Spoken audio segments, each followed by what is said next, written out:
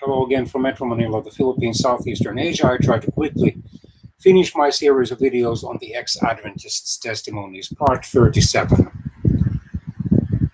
No copyright infringement intended only Christian edification. One American Christian woman who is a former Adventist, cracking up and breaking free.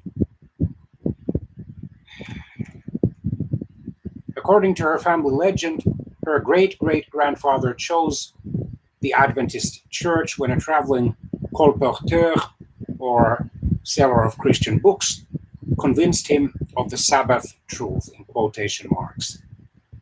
And he joined the fledgling Adventist church in the mid-1800s and became, in quotation marks, the first Adventist in Missouri. This woman was educated from grade 1 through college at Adventist schools. And in her opinion, she had only 3 choices: to become a teacher, a nurse, or a medical doctor. So she chose, in quotation marks, nursing, a safe and approved profession. In her opinion, her life was so controlled and rigid when she was in the Adventist eggshell. She could never attend any competitions or band festivals because that would cause her to break the Sabbath. In other words, it would cause her to travel longer than was necessary, or travel for a reason that was not considered a spiritual one, between sunset on Friday evening and sunset on Saturday evening. And she had to avoid certain foods, especially pork. She did, however, eat a lot of cheese and eggs. She didn't eat meat. And she referred to the inconsistency that the alleged prophetess of Seventh-day Adventists, Mrs. Ellen Gould White, herself at times ate meat, despite in her visions, so-called visions, claiming that eating meat was sinful because it would inflame the animal passions. In other words, make people too obsessed with sex. And she had to dress plainly. But mind you, the Bible does, through the words of Apostle Paul, recommend modest dress for women. However, not as a law, in the sense that they could not wear any adornment whatsoever. But anyway, that passage, in my opinion, discourages Christian women from wearing adornment.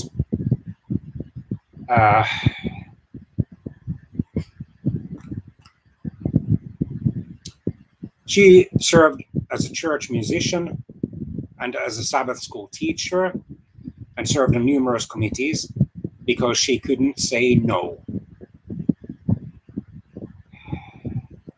One day, she started to sneak out to non-eggshell Christian bookstores, praying that God would protect her. Secretly, she read books by Christian authors and met a Christian author named Emily. One day, she met an Adventist friend who shared about a wonderful non-denominational Bible study that she was attending.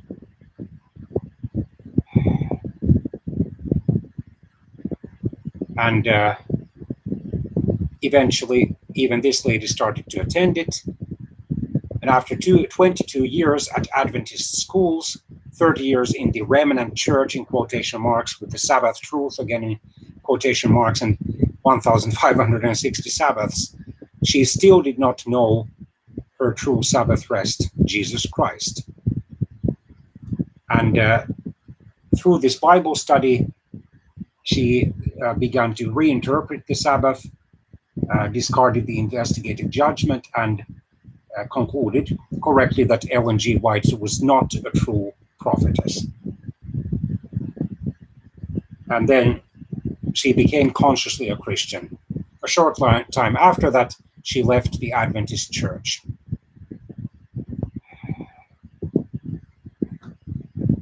And is convinced that God will lead her to forward and can use her wounds to help heal and warm others. She now gathers with believers whose only focus is Jesus, not on themselves, a prophet, externals, or disputable matters. And she's determined never again to become an Adventist.